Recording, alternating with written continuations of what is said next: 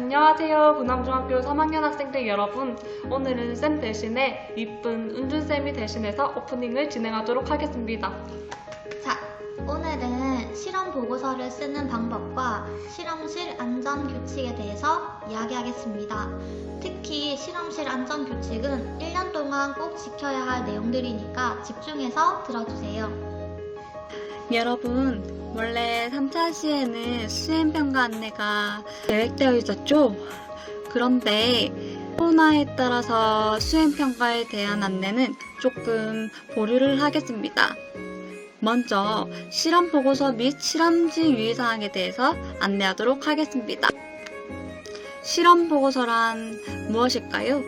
사실 여러분들은 실험에 따른 보고서를 몇 번 써본 적이 있을 겁니다. 이를 좀 더 자세하게 정리하자면 다음과 같습니다.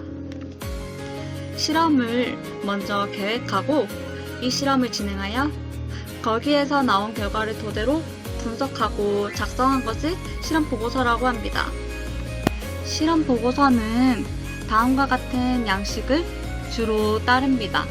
물론 실험에 따라서 약간의 차이는 있겠지만 보통 다음과 같은 것을 필수적으로 포함하여 실험 보고서를 작성하는데요.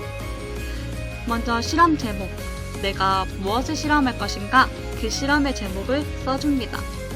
그리고 실험 목표, 내가 하고자 하는 이 실험이 무엇을 알고 싶어 하는지 혹은 어떤 가설을 세워서 이 실험을 진행하는지 작성해 줍니다. 그 다음 내가 어느 날짜에 어느 시간에 실험했느냐가 그 실험에 대한 타당성 그리고 신뢰도를 높여주는 거기 때문에 실험 날짜가 반드시 들어가야 합니다. 네 번째, 실험 모둠원, 함께 실험을 진행한 사람들의 이름을 써줍니다. 다음, 실험 준비물, 이 실험을 했을 때 비커라든지 아니면 측정기라든지 등등의 여러가지 준비물이 있을 텐데요. 그 준비물도 반드시 들어가야 합니다. 수행하는 실험의 과정을 첫 번째부터 순서대로 작성해 줍니다. 이때 실험실 유의사항은 반드시 써줍니다. 가령 불을 다루는 실험이란다면 이 불 근처에 소매자락이라든지 아니면 장난을 치지 않도록 유의한다. 이런 유의사항을 작성해 줄 수 있겠죠? 실험이 모두 끝나면 실험 결과를 분석 및 정리하여 줍니다. 이 실험 결과가 어떤 의미를 갖고 있으며 어떤 경향성을 보이는지 정리하는 겁니다. 마지막으로 실험 결론을 작성해 줍니다.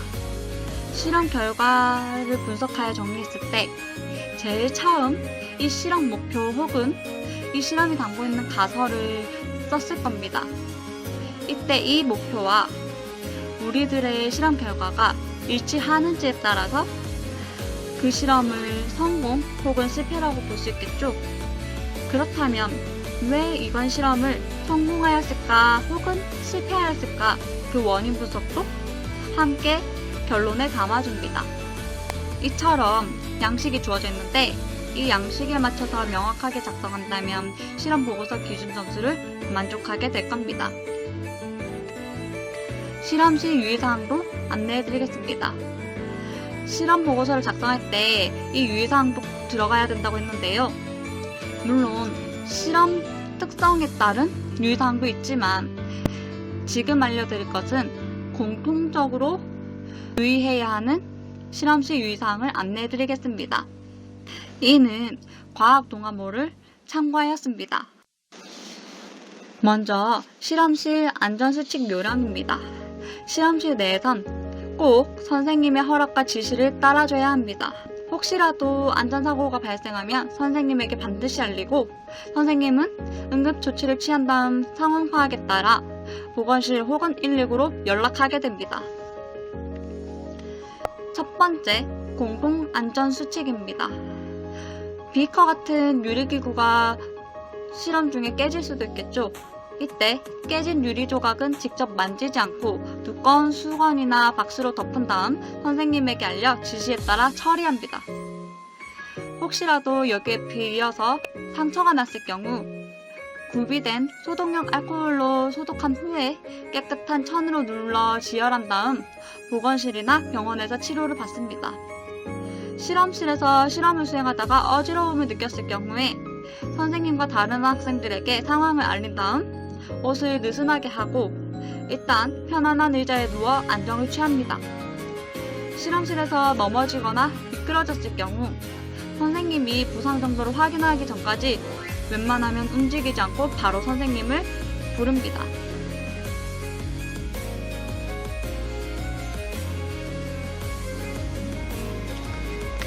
다음은 전기 안전 수칙입니다. 여러분들이 실험하다가 전기기구가 고장났거나 위험을 느꼈을 경우가 있을 수 있습니다. 가령 전압 전류를 측정하는 그 장치가 고장이 났다 혹은 불이 탔다 이럴 때 위험을 느낄 수 있겠죠. 그때 전기기구는 절대 만지지 말고 즉시 선생님에게 알립니다. 전기에 관련된 실험을 하다가 다른 학생이 감전되었을 경우에는 이는 상당히 위험한 일이기 때문에 전원을 바로 내리고 재빨리 전기기구와 분리시켜 119에 신고합니다. 세 번째, 감전으로 의식이 없을 경우 이때 빨리 학생을 안전한 바닥에 눕히고 119 구급대가 도착할 때까지 심폐소생술을 실시합니다. 마지막으로 전자제품을 물속에 빠뜨렸을 경우 이때는 감전사고가 훨씬 위험하게 일어날 수 있기 때문에 전원을 내리고 절대 직접 꺼내는 일이 없도록 해야 합니다. 다음은 화재 안전 수칙입니다. 불이 났을 경우에는 선생님과 다른 학생에게 상황을 알리고 젖은 걸레나 실험복 등으로 덮어꿉니다.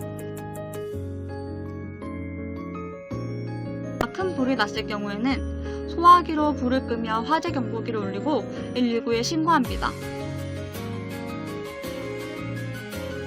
이보다 더 큰 화재가 일어났을 경우에는 위도가스가 위로 올라가기 때문에 몸을 낮춘 상태에서 수건 등으로 코와 입을 막고 비상대피를 통해 밖으로 나갑니다.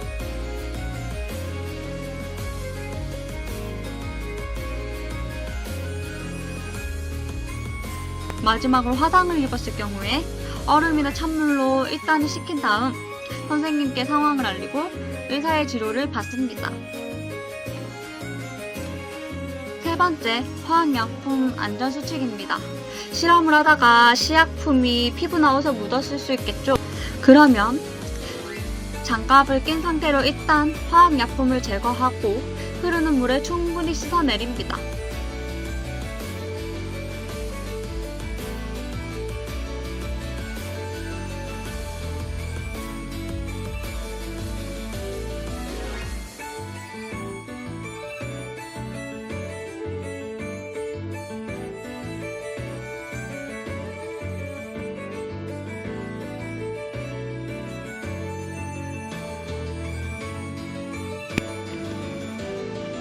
염소기체처럼 유독한 화학약품 냄새가 날 경우에는 실험실을 환기시키거나 이보다 심할 경우에는 밖으로 대피해서 신선한 공기를 마시도록 해야 합니다. 마지막으로 기타 안전수칙입니다. 레이저나 강한 광원에 노출되어 있을 수 있겠는데요. 이때는 화상 효과와 똑같기 때문에 문지르지 말고 즉시 병원으로 가서 치료해야 합니다. 혹은 특정 알레르기가 있을 수 있는데요. 피부가 막 가렵거나 붉게 변하는 등 이상 반응이 올 시 실험실 밖으로 나가서 치료를 받습니다. 다음 시간에는 화학 반응의 규칙과 에너지 변화에 대해서 들어가 볼 차례입니다. 이를 위해서 여러분들은 책과 필기구 그리고 노트를 반드시 준비해주세요. 여러분 수고하셨습니다. 네, 오늘은 이렇게 해서 실험 보고서 쓰는 방법과 실험실 유의사항에 대해서 알아보았습니다. 함께 해주신 은주 선생님께 감사합니다. 그러면 다음 시간에 또 만나요. 안녕!